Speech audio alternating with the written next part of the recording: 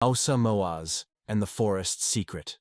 In a small village nestled beside an ancient whispering forest lived a brave young boy named Musa Moaz.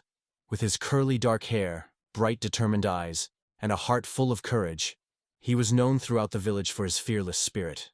He lived with his younger sister Layla, a clever and kind girl who always stuck by his side.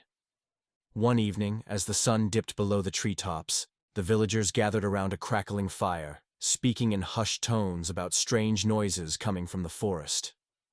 Some claimed it was the growl of a beast, others whispered of lost spirits.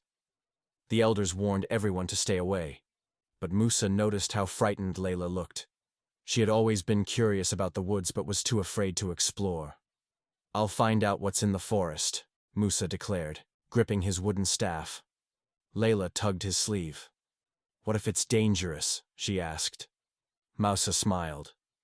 "Then I'll protect you like always." With a small satchel of bread and a flickering lantern, the siblings ventured into the shadowy trees. The forest was alive with rustling leaves and distant hoots. Suddenly, a low whimper echoed through the bushes. Musa pushed aside the branches and gasped. A wounded wolf pup, its leg caught in a hunter's trap. Layla's fear melted into pity. "We have to help it."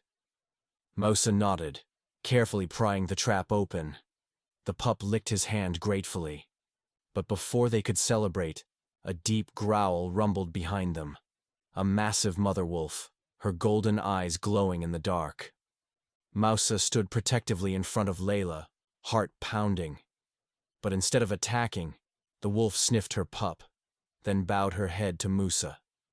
She had understood his kindness. From that night on, the village no longer feared the forest. Musa and Layla became its guardians, and the wolves, they became their loyal friends.